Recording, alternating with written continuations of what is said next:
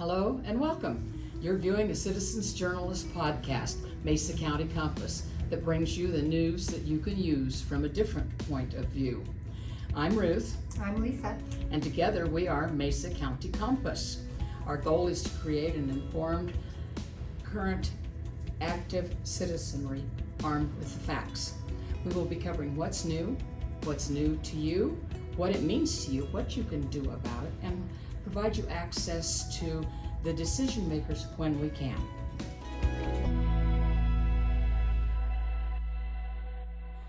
Good afternoon. We're here with Mesa County Compass, and once again we're going to be interviewing Miss Jody Visconti Clow, and she is our director of the Catholic Outreach Day Center. Mm-hmm. So Jody, would you kind of give us a brief update on what you are, what you're all about, how you got there? Just make it brief, and then we'll go on with our interview. They can go listen to the other if they need. Yes, more background. Yes, I'm still at the Day Center. This is starting, in April. This is my 6th year as an employee at Catholic Outreach. I think I've been there 9 years altogether since I started volunteering there. So everything else is still the same. Still the same. Yeah. Well, that's good. She'll have grandkids and three grandbabies and dogs and husband and there you go. Friends and good neighbors and all the things. Yes. So talk to us a little bit about how the Day Center works with Catholic Outreach and the services that are provided through the entire Catholic Outreach program. So we are, we're kind of divided into like 3 entities, I guess. Well, there's 4 actually, if you include our housing. So the Day Center, we open at 7 a.m., designed that way so people who are working, they can come in, get a shower, start their laundry, check their mail, things like that. Those are the 3 biggest services that we offer, but we also have many community partners that come in during the week. We have Marillac, St. Mary's, Family Practice, Owner Ridgeway with Health Solutions. We have a podiatrist that comes in once a month. St. Matthew's runs a shuttle Mondays and Thursdays. We have a tax preparer. She also does Medicare assistance. She's there 2 times a week. So she graciously donates her time doing taxes. Most people that are on SSDI or SSI don't have to do taxes, but with Tabor, if they do their taxes, then they're able to get that Tabor money back. Mm-hmm. So, and that every little bit helps. And then Medicare assistance. Medicare is so complicated, and there are so many different options and plans available now. So she helps with making sure that they have, their doctor is covered, their medications are covered, and then there are now the ancillary cards that people can get, and so she helps them set up those plans so that they can get groceries, or some of them have like health club memberships, things like that. So she's fantastic. So she helps a lot of people, and then some are qualified for Medicare and Medicaid. So she works with Rocky Mountain Health Plans, comes in as well. So we kind of do like collaborative within our own space. Let's see, who's another one? Yeah, I mean, we have several resources within our confined little. So you've got some healthcare. You've got some transportation. Some psychological services. We have medical and behavioral health, both. Yeah, and then again, laundry, showers, mail. We're taking care of about 400 to 500 people with mail. That ebbs and flows through the year depending on, Christmas time, tax time, insurance time, Medicare stuff will start coming out in June. So it just ebbs and flows. It fluctuates anywhere from 400 to 600 at any one given time. So, and all of them, everyone are there except me are volunteers. Wow. So I'm the only staff member, or paid staff member at the Day Center. So we're open at 7. The main office opens at 9, and that's financial aid. So that can be Excel bills, rental assistance, deposits, depending on grants and different things that they have available. They also, that we have a clothing bank there. We have our food bank there. There's all kinds of different, again, financial. Sometimes we help with water bills, auto parts. Depends. That usually goes pretty fast. There's different things available, and they're open 9 to 11:30 is when they take the last intakes, because everything usually shuts down by noon, and then that flows into when our soup kitchen starts serving lunch at 12 o'clock, and they're open Monday through Saturday. So, and then our housing is all tied in with that. So we have 63 apartments right now. Mother Teresa Place will be opening. The dedication is April 24th at 11 a.m. And that'll be 40 new apartments, 40 more people that will have homes very soon. So we'll be over the 100 mark. But these people that'll be in St. Teresa's are people not that won't work, but people that can't work. Varying degrees. They work as much as they can. Well, they could be on SSI, they could be on SSDI. These are the most vulnerable. These are, I don't know everybody who's getting in right now, but the couple that I have talked to, they're very vulnerable, and they are not able to work.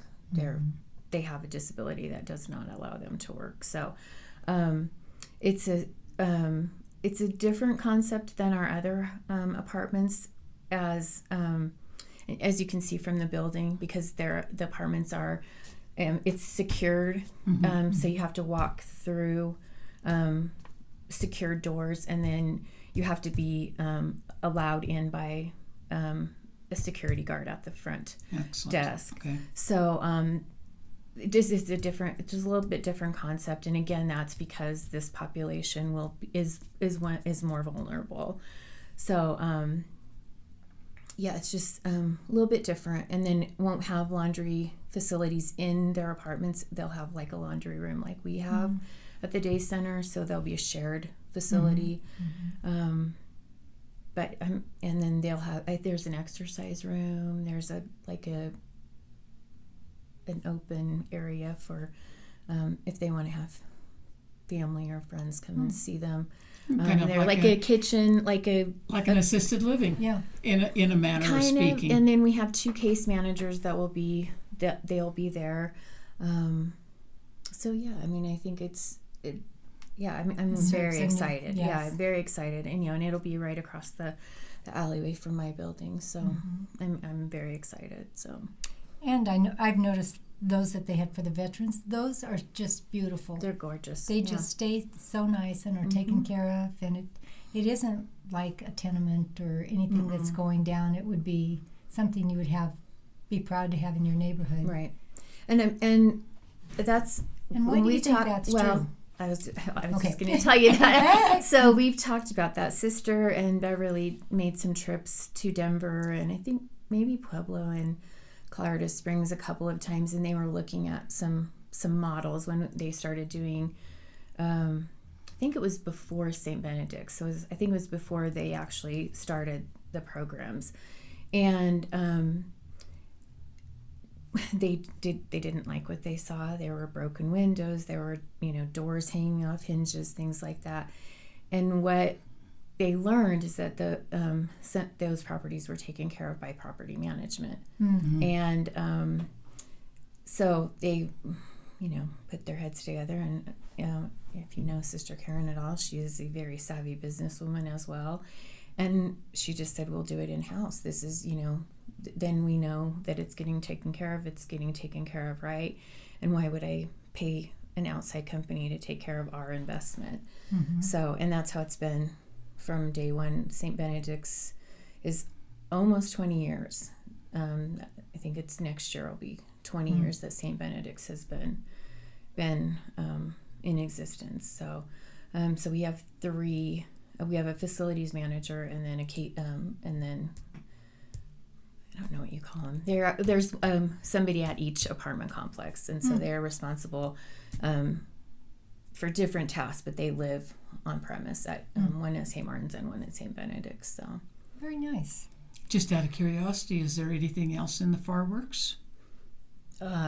not until we get Mother Teresa going. So Right. I'm sure there's always something going on, but not out loud, and not until we get. I've asked that same question, but I get the don't even ask until we get Mother Teresa place up and going, and Oh, it will be it wonderful. is, yeah, and it will. It has been, I think it just has taken longer because of the, with COVID and you've run this whole process through the city, so they're kind of hand in hand with you, so to speak, on.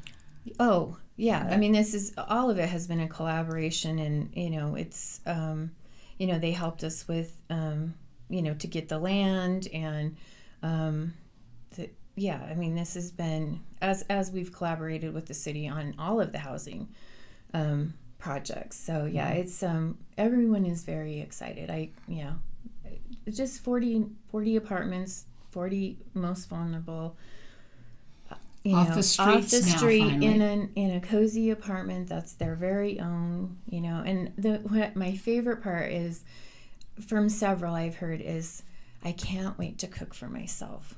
I always think, a bed, or, you can take a shower whenever you want, or it's they want to cook for themselves. And I think, Interesting. you take so many things for granted, but when you're living outside and you are dependent on other people to fix your meals for you, you eat what you're served. Right. And then, or you're having to go to the gas station and get, cold food all the time, or microwavable food, and just that simple pleasure of, I want breakfast for dinner, or, I just want a big, thick steak, or, maybe that's your only meal for the week or whatever, but you can pick on it. They're just something so simple as to cook for yourself. So I've heard that from several people that are working on getting into their housing, is I just can't wait to cook. So one of the things, you had the day center, the resource center, move right across the street from you. Talk to us about how, when we had Bev on, she said that they didn't think it was a good idea from the get-go, because you really have different models of how you help people. Their model originally was low barrier, and it was just creating problems. And they said it was a pilot project, and whereas you know your people, and you had them. You said, if you're coming in for a purpose, and it's to help you up, not out. So can you kind of tell us the differences, and how has that worked out? Maybe from the very beginning, how Catholic Outreach was or wasn't involved, and how it's impacted you. Just tell us a story. Yes. Okay. Catholic Outreach, let's think here. So, I believe Bill approached Sister Karen, and it was good luck with it, but Catholic Outreach won't be involved. And so this was around the time, I think, when Beverly first was dealing with her health issues. And so Sister shared the plan with me, and the original idea was, why they called it a resource center, was that multiple agencies would be offering services in one location. So the original proposal, the one that I saw, listed the Joseph Center and several other agencies in that one location. Well, it didn't make sense for us to leave our offices and go somewhere else. And again, this was not that at that location. This is when they were talking about the location on 7th Street. But even still, it didn't make sense for us to leave our offices, invest in laptops, etc., pull files, bring files back, etc. And in hindsight, talking to Mona and some of the other agencies, that was the same. That why would they leave their offices when they have a system set in place to go to this other temporary location?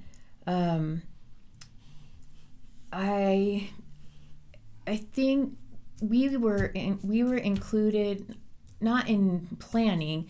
We participated in a downtown business meeting with 2 of the city council and Bill Wade, and then it was Zebulon Miracle at the time. And, they were giving us we had, lots and lots of questions because it was, the times, the original idea was they were going to be open 8 to 8, and it's, where are people going to go after they leave, and security, there was supposed to be security around the building. It just lots and lots of things. So that was the only, and not planning, but that was, we were told that those are how things were going to be done, and we were asked. That was, I think, Beverly and Sister, and I'm not sure who else was at that meeting from Catholic Outreach. And then I think maybe a month or so into it, I was invited to participate or go to one of the service council for the resource center. One, I just didn't have time, and my calendar was full for several Fridays in a row. And then after talking to Sister about it, she said, but how would that serve Catholic Outreach for you to be on the service council for the resource center? And I said, well, it wouldn't, it's for the resource center. And so even as my calendar opened up a little bit, she just said, I don't see a purpose for you to be on their service council. So that's how, we weren't asked. We weren't part of the planning. We weren't part of the structure. We weren't part of the services offered there. So, because it didn't make sense. No. It didn't fit it didn't fit in our strategic plan. It didn't fit into our, how we were offering services. It wasn't. At the time, it wasn't a way for us to be able to expand services. It would actually have hindered what we would be able to do.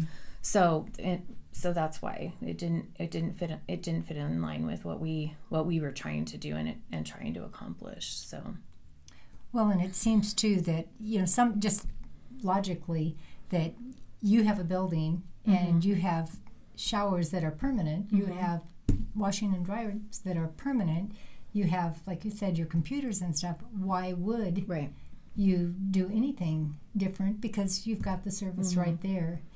And do you feel like the Resource Center has duplicated services or created problems with how services are executed for Catholic Outreach or for the client themselves?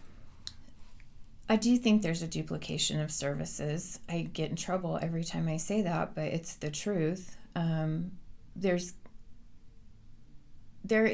are needs by people, but I also think instead of saying it as if it's not a duplication of services, I think it's another option. So there are people that they may not like the way that something's done at the day center. They may not like the way that something's done at Joseph Center. So they go to the resource center, and I'm not going to argue with you because this is how they described it.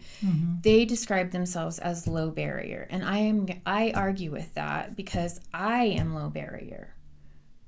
I say they were no barrier for much of the beginning of it. I have rules, I have accountability, I have expectations, but I don't ID people. They fill out a piece of paper, and unless there are behavioral issues, there's nothing. That's low barrier to me. And then it got into the weeds of, well, it's ultra low. No, I think that for a very long time, and maybe December is when they revamped things, it was no barrier because they had no idea who, because I was running into people that I knew, because I mean the drug use and whatever, I don't want to get back into that stuff, but there's a lot of stuff that was going on over, not just across the street, but like in the alley, around the buildings, around my building, in the alley. I mean, just there was a lot of stuff going on that was not safe. It was not, it wasn't conducive to what we were trying to accomplish in helping people. And there were people that, my volunteers were, I was having to walk people to their cars. I mean, there was stuff that was going on that it wasn't conducive to what we've been trying to accomplish.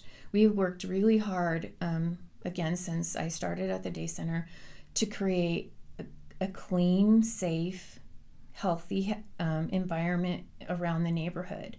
That's safe too. Absolutely. And like working with the neighbors, working with the businesses, working with, our St. Martin's people across the street. But we have, like, all of the neighbors have each other's phone numbers. If something's going on, they'll call or text and say, hey, blah, blah, blah, blah. Did you know your back door is, open? Or there's a truck that's been parked at the car wash and something's going on over there, or down at the trophy shop. Like, there's just, like, we've worked a lot to help each other clean it up and keep it cleaned up, because for when Whitman was open too, there was some not good stuff going on down at the trophy shop, and Ken and Kathy didn't know who the people's names, but I did. So they would ask me, and then I could have a talk with them and say, you can't do that. There's just, so we were all working together, and if it just felt like the rug got pulled out from under us, because all of the, work and accountability that we were asking of people was just like thrown out the window. Set you back years.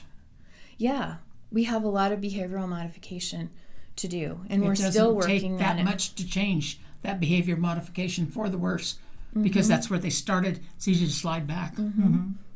It's and I can't really say I'm still trying around my building. I'm trying, but when I left here today, there was, I couldn't even tell you how many trailers, there was trash all over, and I thought, that's not acceptable. That is not a presentation that I want people driving by Catholic Outreach Day Center to see. I want them to see the outside and the inside of my building as clean, a nice, again, peaceful spot, not to be afraid to walk by my building.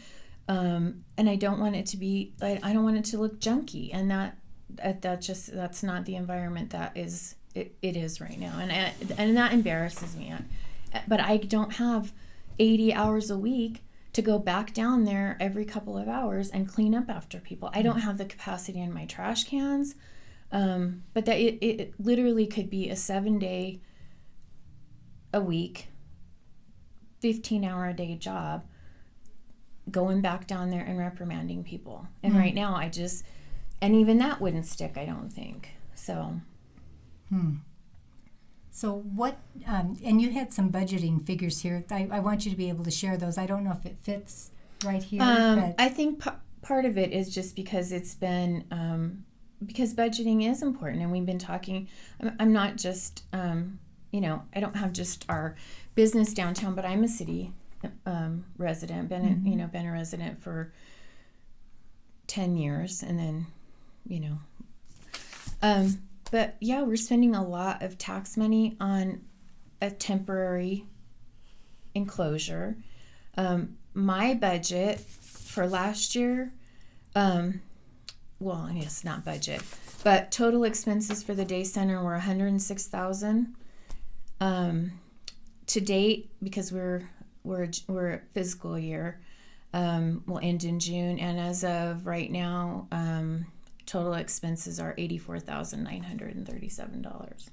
Compared to how much has the Resource Center not only spent, but also incurred extra money for you. Yes. On the so that's not on here, but we have to date, so in the last 14 months, 15 months, we've spent close to $25,000. That was not budgeted for the day center. So we had to install extra cameras. I think our gate was $6,000. We had to have a gate installed across our back door because we had people dealing drugs, using drugs, which is always an issue, urinating, other stuff. But the worst part was they were setting fires, and we had two like very close calls. And for those that don't maybe remember history of the day center, we were firebombed twice. So, and then that shut us down. I think almost a year was one of the times. So, my goodness. so yeah, I'm very. I don't like fire anyway, but when it's that close to the building, I get very grouchy about that stuff. So, because then you take that entire facility away from everybody. Just when we did our remodeling, so almost 7 years ago, oh my gosh, that just disrupted the pattern for so many people, because we were busing people to Homeward Bound for showers. We worked out a system with one of the laundromats for vouchers for laundry, but it was only once a week, and like some people do laundry every single day. And then mail we were doing out of the soup kitchen. So it was just, It was a huge disruption. And then we had planned, I think it was 6 months, and I think it went like 8 or 9, and it was very disruptive. I wasn't at the day center yet. I was still volunteering over there, and people were just a mess. They were just, when is it going to be finished? But it's stability and, and routine. And people like routine. People like stability. So that's what we try to provide. So, yeah. And they like peace. They like peace, yes. They like peace. They like... And clean, I would think. Oh, yeah. So I have a funny story about the clean. That's my favorite compliment is when people come in and they're like, it's so clean. I didn't... And I think, well, I don't know what you expected. But my grandson, this has been a few years ago, so he won't care if I tell it, but he had to go potty really bad. So his dad calls me and he goes, I got an emergency. And so they stop, and he runs in, and I'm like, okay, you got to go in. And he stops and he says, where's your swimming pool? Oh. And I said, what? And he said, I smell it. I smell your swimming pool. And I go, how about you go potty? And he says, oh, well, I'm going to find that swimming pool. And I said, honey, you don't have a swimming pool. It's bleached because we just washed, we just cleaned everything. Yeah.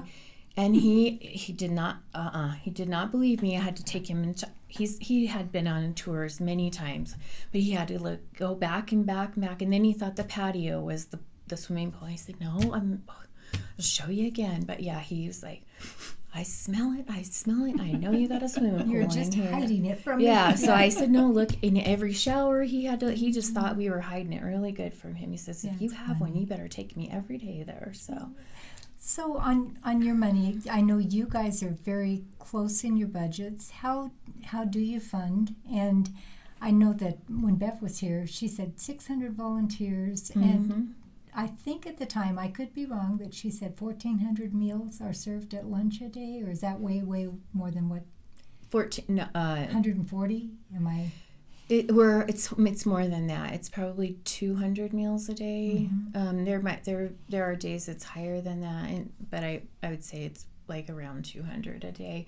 So all told, then, for the time that you have, it is close to 1,000 meals per week that you are supplying. That must have been what you were saying, per week. Yeah. So when you're looking at it, before the resource center went up, did you feel like people were not getting services? They weren't getting meals, they weren't getting clothing that they needed, they weren't getting showers? Because Bill said, well, we added the showers because Jody couldn't get the showers. People couldn't get the showers when they wanted it. If they weren't getting the showers, it was because they didn't get there in time. And I don't... if there are people that had a job interview or they needed to go to the doctor, I say my cutoff time is 9:00 because we have to keep a schedule. So long as you're signed up by 9, you'll get a shower.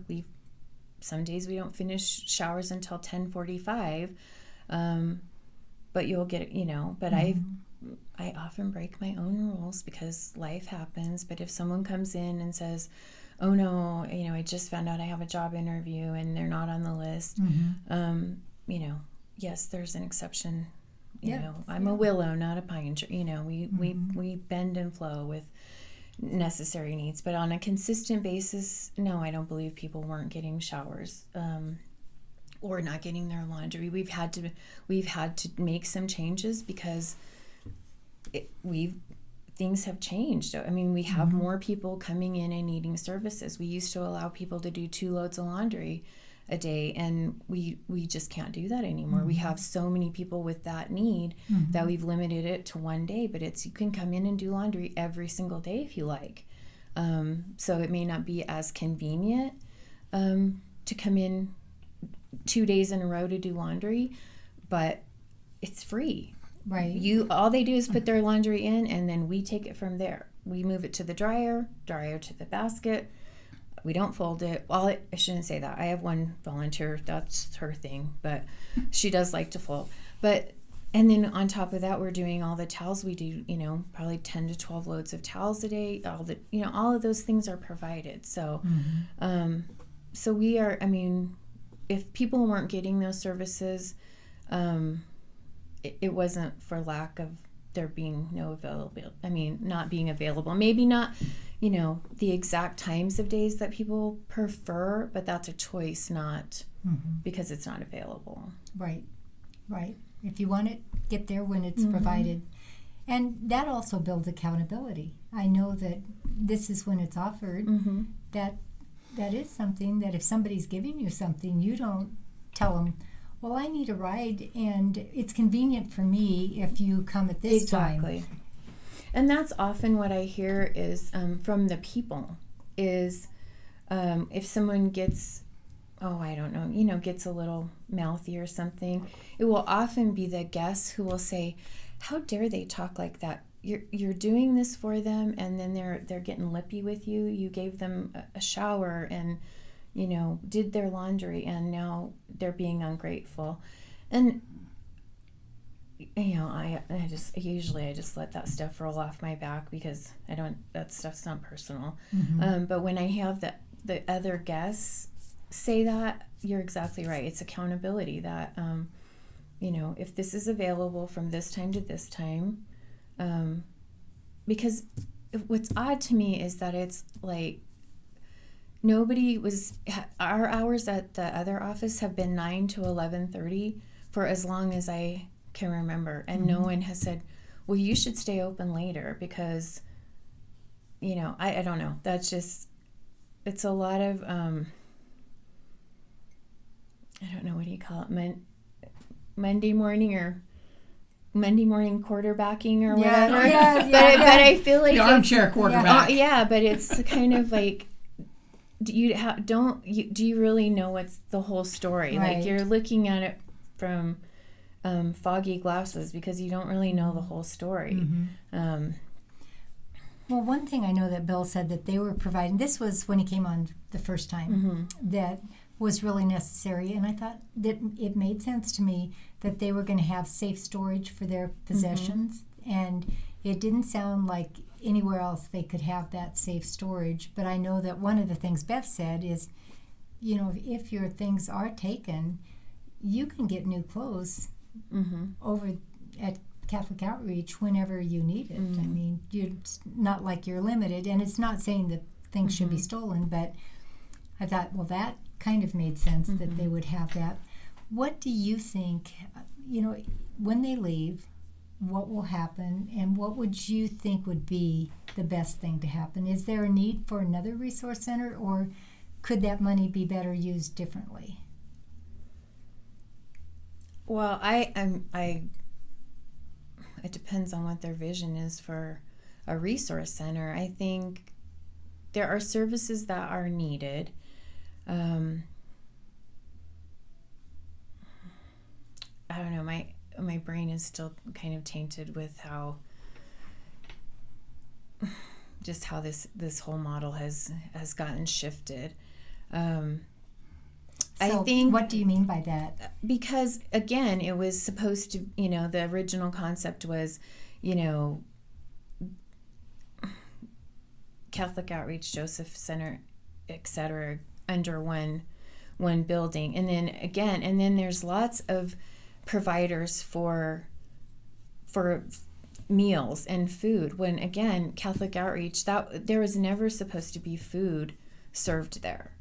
And that from the very beginning, and that was a promise that, well, we're not going to again duplicate services. Catholic Outreach Soup Kitchen is right there.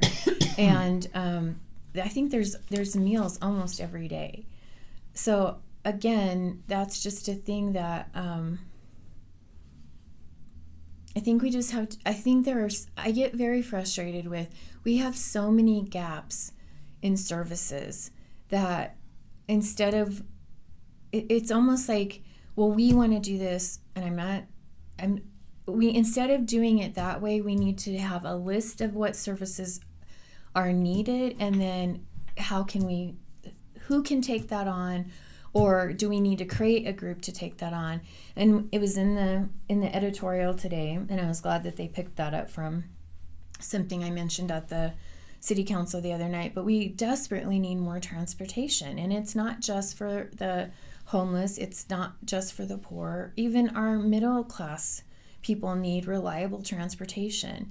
And to say, oh, well, we thank God we have GVT, but it's still expensive for people to get by. If you have a family of 4 and you're trying to provide transportation for doctors, school, work, etc., it's not just expensive, it takes a long time. I have a gentleman who's in assisted living in Palisade now. It takes him 2 hours to get here from Palisade.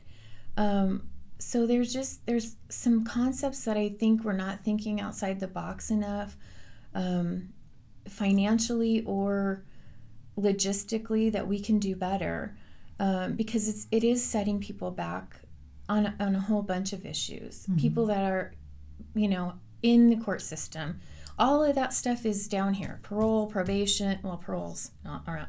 That's out on 25 road, but you have probation, you have court, you have they have to go see their public defender. All of that is right down here.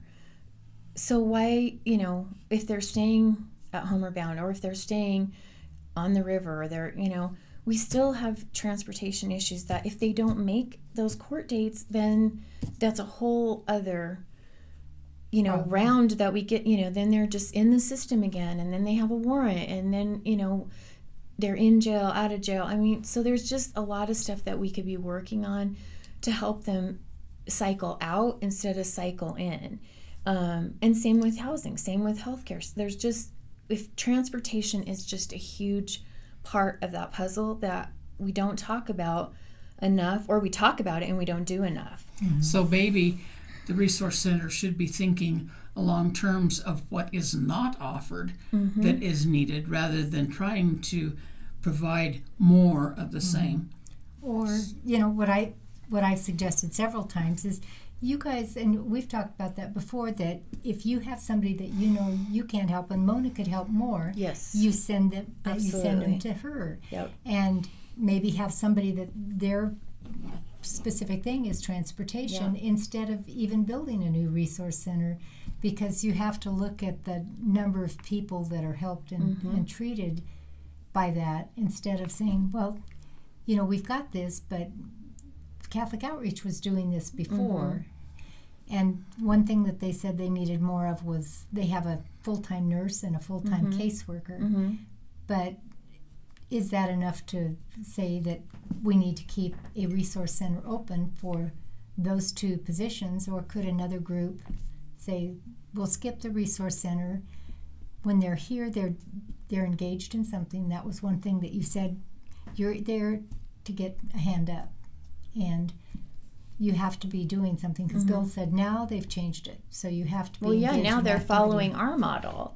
So that's been our model all along, and so now they're following our model. And then they're doing the card system too, which is actually, so now they're higher barrier than we are. So because my system is my own database in the day center, I don't share it even with our other office. The system that they're using is a statewide system. So and that's fine, whatever works for them. But I mean, I think you're onto something with, and maybe it's not even called the resource center, but it's maybe the resources. If the city wants to invest in or help, it's what are the services that are needed?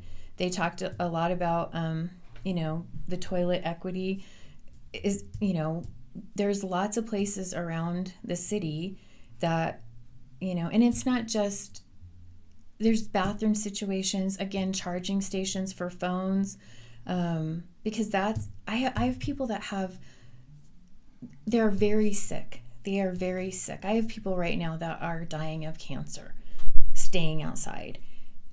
They cannot call 911 because they don't have, if they don't have a charged phone. We don't have pay phones anymore.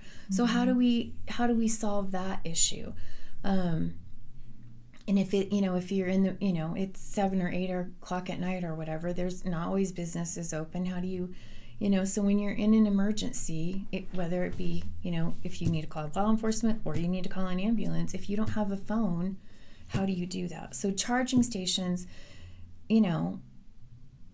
those are some simple, it seems simple, but those are some things that are needed. And it's not just for homeless, but those are just logistically, those are safety issues that for our community are needed. And what was it? Oh, clean and water. Water is another one. Water accessibility, since there's no bathroom at Whitman anymore. I don't, the people have been telling me they've been shutting the bathrooms at all the parks for a long time. So and that's, so again, not just for homeless people, but when you take the kids to the park and you need to go to the bathroom or you just need a drink of water, unless you don't bring it with you, but there are no water fountains per se. No, because they decided those were dangerous. I think the bathrooms were closed for safety too. That it just was, if you've got crime going on in a bathroom and you can't see, that's what are you going to do? I mean, you can't say, well, it's sort of like a kid. Well, we can't trust you, and so we're not. And I know Trout, when he was on, he talked about the public bathroom, and he said it's vandalized and it's shut most of the time. He said, I come out of there all the time. So and I'm not sure how you solve those problems if somebody wants to ruin it for everybody. And that's one part of. Again, you can't say. I mean, this happens all the time too. That it's a few bad apples ruin it for everyone, and it really is that, because not all homeless people are this or are this or are this. That they're probably some of the most decent and wonderful people that I've ever met, just happen to not have a house right now. They live in their car, or we're meeting them at the worst time of their life. Life happened.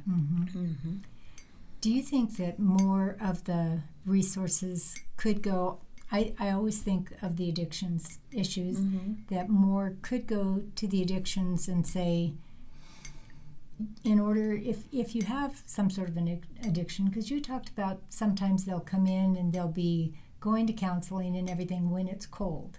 And then when it warms up, then, I don't need that anymore. The incentive to get into sober living. So do you think there's anything they could do and say, if you're going to receive any of these resources, this is something you need to at least attempt?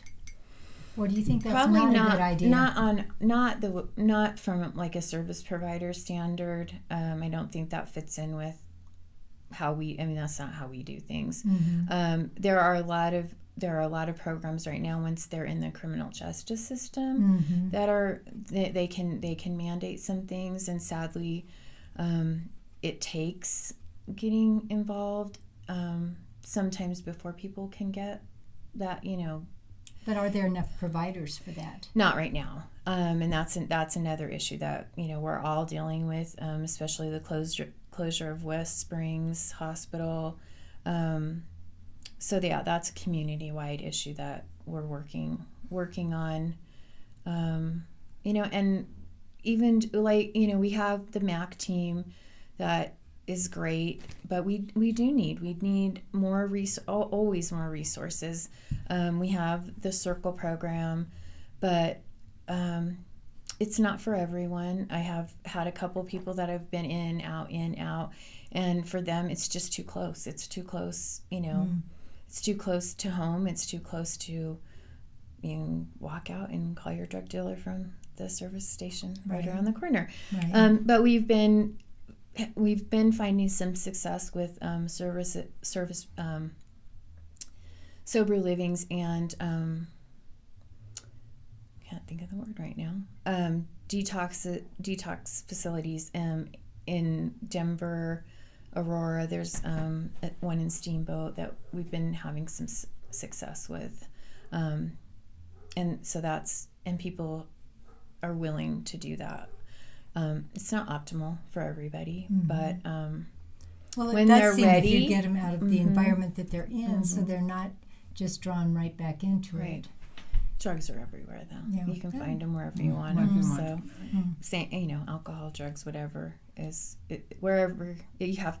When you're ready to get clean, and again, it's doing the hard work. It's a process, and when you're ready to do the hard work. But yeah, we have been finding some good resources, and it's always that. It's always just finding one more resource and one more resource and one more resource, and what can we do? So a good grant writer and somebody can talk well. What you need. For at least for a year. Yeah. Right. So there were things said about the success of the resource center too. One was that they've housed over 100 people permanently, that they've got the permanent housing now at the resource center, and you've said that's not true. I know Homeward Bound. And I know Ben Dyke said they were at capacity before the resource center started. So how could you have 100 more that are receiving permanent housing unless you're putting them on mats? Well, so honestly, I'm confused by that statement all the way around, because it's an emergency shelter. So to have permanent shelter at an emergency shelter seems to be a contradictory statement. If they are providing permanent shelter, I think that's an issue, because we need the emergency shelter. We need to be helping those people get into permanent housing, to get out of the shelter so that we can rotate. That's kind of the idea of emergency shelter is, use it when you need it, get work, get income, get whatever, and then get permanent supportive housing if you choose to stay here. If you don't choose to stay here and you move to another community or whatever. But I'm a little perplexed by the statement of permanent housing at the shelter. So it's a little bit confusing. So our idea of permanent supportive housing is our apartments, because we also have transitional housing.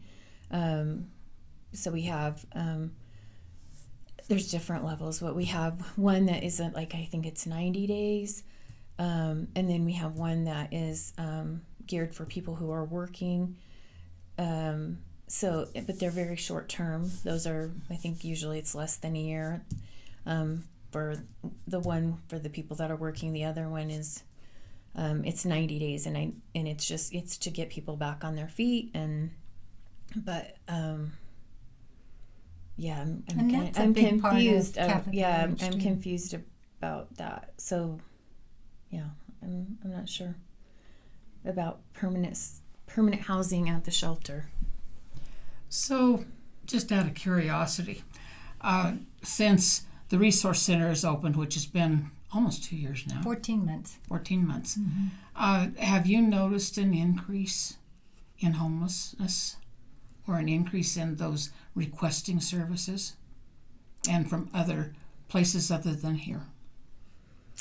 I guess that's a two-pronged statement. Yeah. We are, let's see. Our numbers have not, I've not seen as much of an increase as I thought I would. But I'm seeing a lot of people who are coming back to the area. So just recently, they went to somewhere else, and I've seen like 6 people that I haven't seen in about a year. And so I don't know if they got housing and moved away, or got housing and lost housing. That happens all the time. Or went somewhere else. It didn't work out where they were. We're coming upon better weather now, so a lot of times people will go somewhere warmer in the wintertime, and then they come back here for the summertime. So I don't know if we're in that shift right now.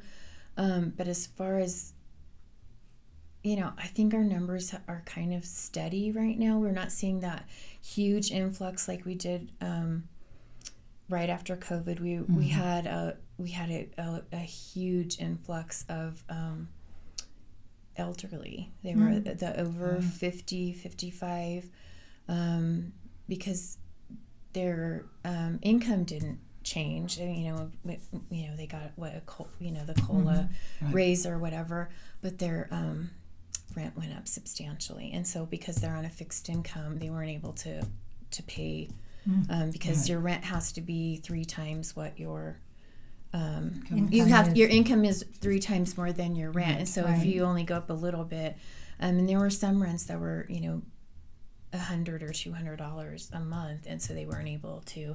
So that period of time, we were seeing a very large influx of over 50, over 60. I had some 70 and 80-year-olds during that period of time. So it's been kind of a steady right now. I'm not seeing a huge influx. We are seeing we're just seeing a lot of people coming for services. So this is the first time I've had to do it in my flyer. So it's always been, we've had a time cutoff, but I have to do a numbers cutoff now. So it's 9 o'clock for showers and laundries to sign up, or 30 loads of laundry for the morning, or 50 showers. So we've been doing over 50 showers a morning for the I don't know, my numbers are here.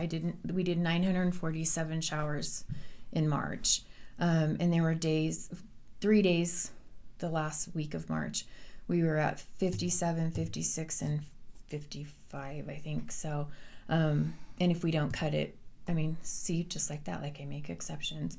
But if we don't cut it off, then we won't get it done. Won't get it done, right. And that's, again, I have a volunteer staff. They have time commitments, they have appointments, and we have a time schedule we have to keep to get our laundry done, get our towels done. Those washers and dryers are running all morning long. Yes. So. Yes. So, in looking at this, 90 days more for the resource center, we get a new city council in. What would you recommend for the changes, and what do you think the impacts are going to be when they close the resource center for you? And I know that there's been businesses that have left. Oh yeah, and it's taken a toll on a lot of businesses, a lot of people personally. There's a lot of residents down there that it's a personal journey that we had this conversation earlier in the week. There's a lot of collateral consequences that have come from this, that for even as much good as was originally intended. There is a lot that has come of this that has been devastating to people. That just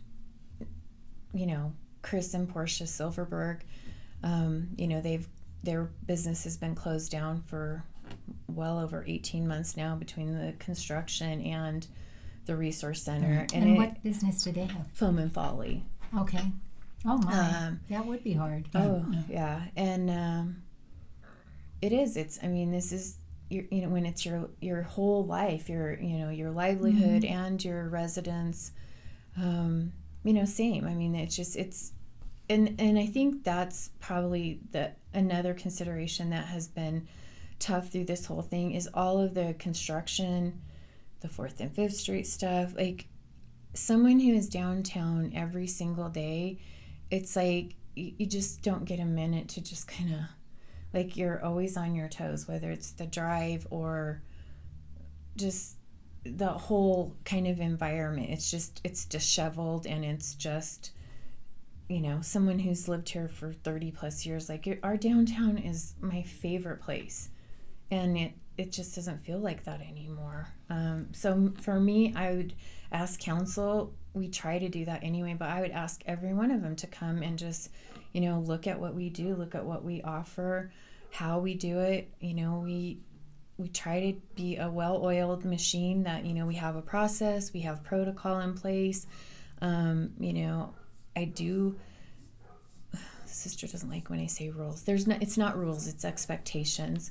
And it usually isn't even me that is holding people accountable. It's they hold each other accountable because they like it to be peaceful. They like to come in and take their shower and have their coffee and maybe make a cup of ramen. It is a safe place. It is safe. It is safe and peaceful, and that's a promise I've made to them. But it's also a place they have made that promise back to me that if there is something that's out of sorts, they take care of me as well. So I would just ask, council to come and see what we're doing, not And make so assumptions. None of them have come in. Cody comes in quite often. Scott's been there.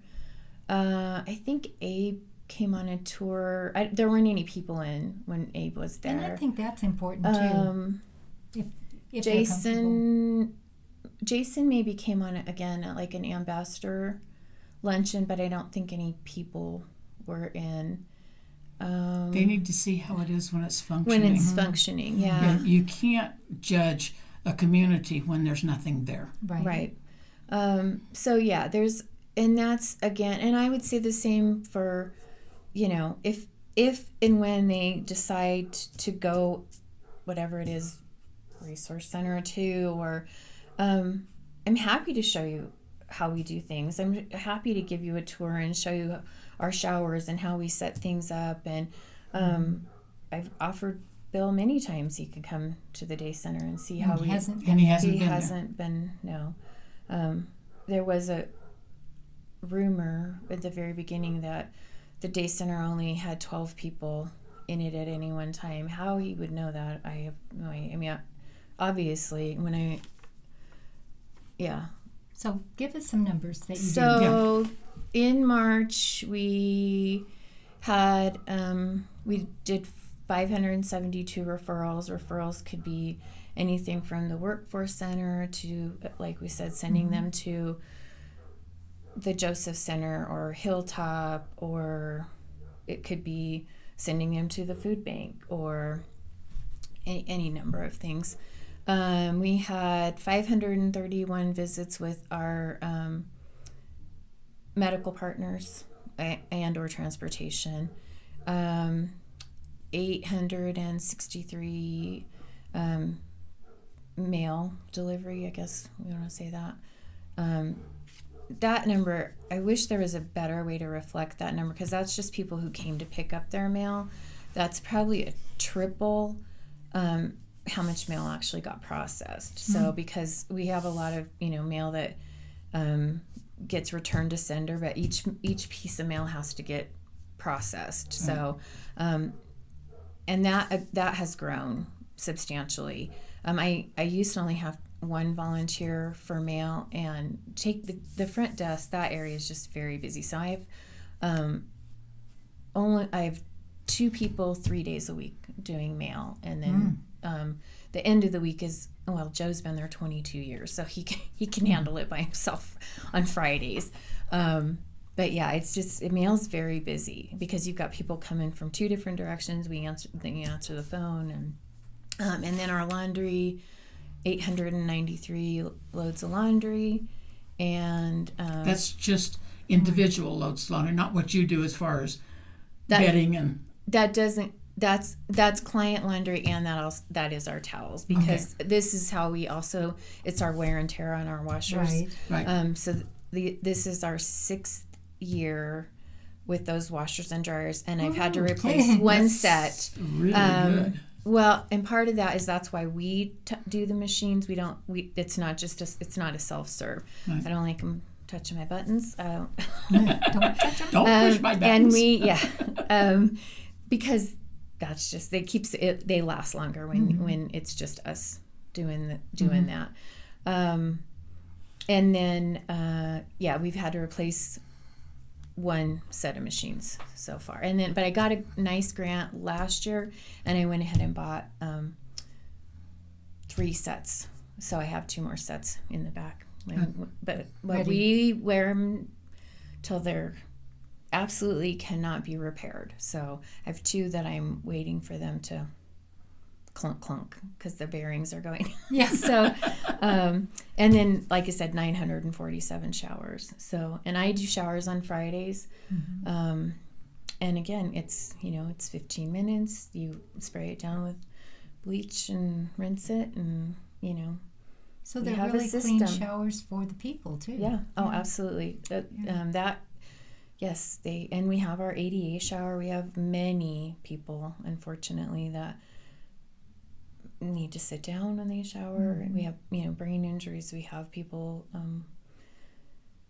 we have several amputees. We have lots in wheelchairs, lots with walkers. So we have a rotation. When they let us know that they need shower number 5, we put it on the list, and then we just rotate through.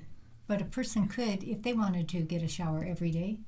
Oh, absolutely. Yeah. I have many that do that. We have our early morning crowd is kind of our regulars, and then they come in every single morning, usually about the same time. Are your early morning people workers? Do they have jobs that they need to go to? Some do. Some are just my early morning. They're just, they want to make sure they get their shower. So they're there. They're just signed up. And it's also camaraderie. They have that's how they start their day, is they take, if somebody doesn't show up, it's maybe 1 or 2 days, it'd be like, and then they'll start to say, where's so-and-so, where's so-and-so? So then you can do a welfare check if needed. Yeah. We those that provide a phone number for us, and I've done that many times.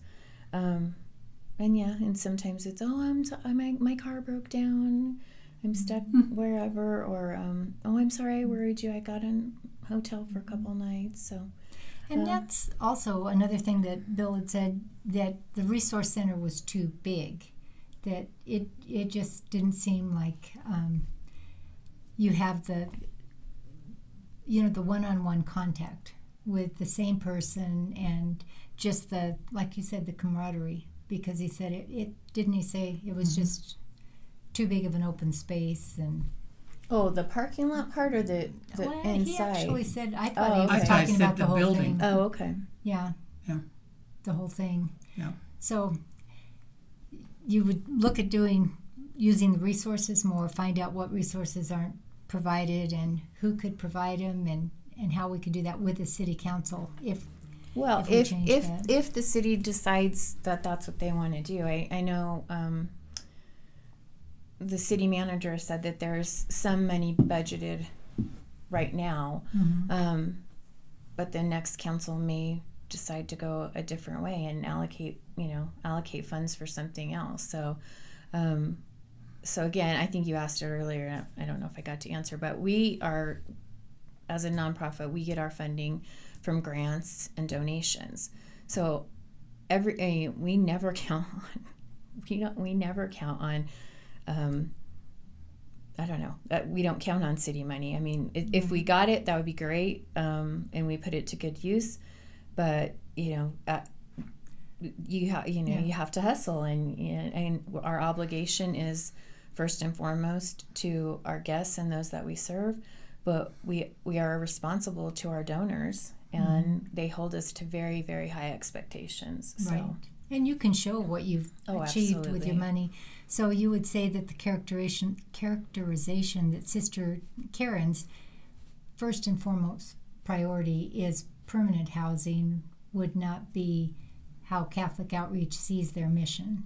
No, that's one part of our mission. We have, I think there's seven of our goals. Housing is one part of our mission. But if you just focused on housing, I mean, there's food insecurity, there's, the daily living needs with, the day center. There's, housing is just one part of what Catholic Outreach does. Mm-hmm. I mean, it's a big part, it's a great part, but it's one part of the puzzle. And it isn't necessarily building the housing. Sometimes it's helping people find housing that they can get into. It's also helping people avoid getting evicted. So there's lots of pieces to that puzzle. So it may be a deposit to get into a place. Mm-hmm.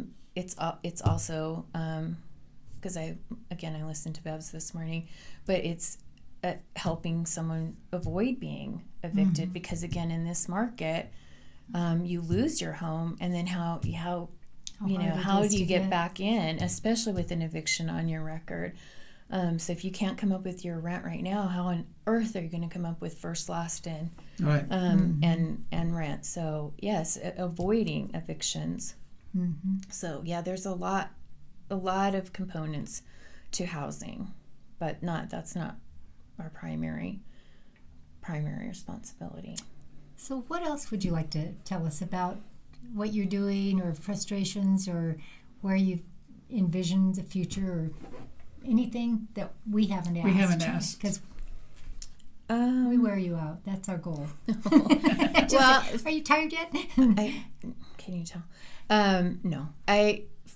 I mean, like I said, short term, Mother Teresa getting open, I think it's just an incentive. I think it gives other people goals when they see a project like that come to fruition.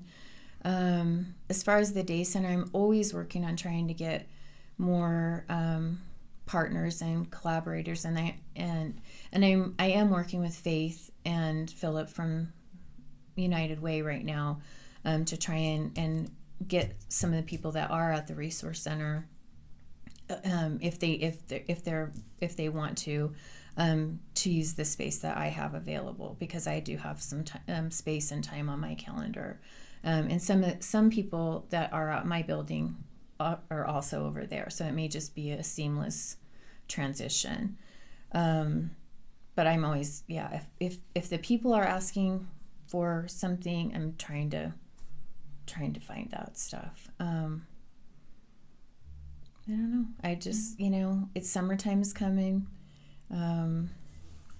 Didn't look like it today, but so I think there's things that I think emergency response stuff would be, I would love to see that be on the city's agenda, as far as I always think we don't really have that, as far as like water and things like that. If God forbid we were to ever have a fire or something in this community, I feel like we don't really have an emergency preparedness plan. Like if people were to have to relocate quickly. Mm-hmm. So that would be I just would really like it if we could even start like that. And I think the homeless population is where we could start with, like the water and cooling stations, things like that, because I think that's just, I don't think that's difficult. And if it takes 10 or 20 partners getting at the table and just coming up with a solution, I think we could do that. I don't think that's high dollars. I don't think More that's round table discussion and brainstorming. Yeah, I don't think it's And working together instead of it. Not everything has to be the government directing. Oh no, absolutely having not. the People community can be directing. so ingenious if given the chance. Yeah. Well, and we have very smart people in this community, and with many, many years of experience in lots of different fields. And it just, sometimes I think we need to tap into that more instead of being pigeonholed or there's assumptions out there. And I think we need to, put those away and just ask the question. And sometimes it's just as simple as that, is ask the question, and it may come from somebody that you never in a million years thought, oh, well, I had no idea that they had that kind of experience. So were those good ideas? And you just have to ask the question. Right. So. Right. Anything else? Because you are just such a wonderful resource, and every Thank you. time you come on, I think I admire so much what you do, and just I can feel like if I was in trouble, I could come to you, and I'd feel like I was heard and Thank you. not judged or. Well, And that's the goal. that's the whole thing about it, because any one of us could be there at any time. We don't know. That's right. But it's just, I think most of us feel like, you want to know that what you're doing is for, like Salvation Army always had doing the most good. And that's a partner I haven't seen very much on lately, because I don't know why. I don't know if they've stepped back a little bit, or you don't I hear think about they've them lost very a lot of much. their funding. That's what I was thinking too. When they had that house fire, I think that because they were wonderful. That was a great rehab program. When I was doing criminal defense work, above all, they had the lowest recidivism rate. It was just a fantastic program because you bought in to their program. It was a longer program, but it was it was just a fantastic program. But I think when they had that fire, I think it devastated their program. I'm really sorry to hear that too, because they were good. Very good. They were yeah. very And good. maybe that should be revived. And Yeah. a good use of money. So I guess the last thing, and then I'll leave and say we're done. But so the concern is, when you close the resource center, what happens to those people during the day? Because I really didn't believe that the city had another plan for the park, and that's why they closed it. I don't think they had a plan, but they said, okay, now we're closing it. What do you think? Is that going to be a problem, or what will happen to them during the day? I know I'd be able to find somewhere, I think, to go. A lot of times I always think, if I were homeless, I'd spend a lot of time in the library. But that's just me. And read. There are people there. I know, I see them, and I think it's wonderful that they have things there they could do too, computers and everything. But what do you think will happen? Because I don't see them being, even in July. I think a lot of people will go back to the river. I think depending on where some of these resources get allocated, or not allocated, but get placed, because there will be some resources through United Way that'll be at the Ute location, and I don't know what their hours are. I don't know how any of that. I think that's still in the works, but I'm sure it'll go kind of back to how it was before. They would rotate. Some will come to our place, some will go to Catholic Outreach, some will go to the soup kitchen. There probably will be some that will drift up to North Avenue. It depends on if they put a plan in place for transportation, because they do have their homeward bound vans. But again, it depends on, where some of these other resources are, because I know that they were talking about the meals that they're doing at the resource center. That they were going to shift those to the parks. Well, if those get shifted to the parks, then you will have people that are going to the parks. Go back to that. but which parks? Because I know that several of the parks they had, I don't know that part. So you may see, up at Sherwood, or you may see. I thought somebody said Columbine was closed, but that may have just been a temporary thing. But we'll have to see. And that. And do you Yes. think it'll solve the problem downtown once No, they're gone? Or do you think it's an ongoing no, one I don't. now? I think it'll get better. I don't think. I disagree with the notion that they'll just hang out down. I don't think you'll have a huge influx like it is right now. Mm-hmm. There'll be some that, because this is just a more comfortable area for them. Whether they feel safe here, or because they have, they're hauling all kinds of stuff with, they have different reasons. Mm-hmm. And old habits die hard. Yeah, I don't think you'll see the huge influx though that there is now, and same like when there was the camp that was on the corner. I was thinking of that when I was driving out here. That when it was, when they broke it up. I mean, where did a lot of them? They're not down here anymore. There's a few, but the majority of them are, wherever they've gone. They're not down and around here. So it just depends. I mean, everybody's different. Everybody, again, some will stay, but they'll and again, summertime is different. I think they probably will, go back closer to the river, where it's cooler, and it's more private.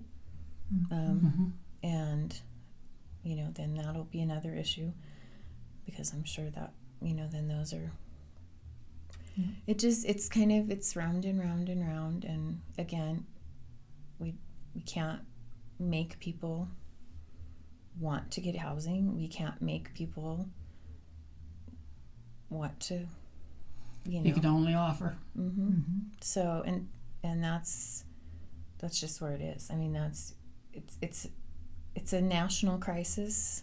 It's not something that any of us are going to solve sitting here in the next. Right. I mean, we could talk about it for days, and we can pick at it and we can offer ideas. But again, we're talking about humans who make their own choices, and there are some that mentally maybe can't make that choice.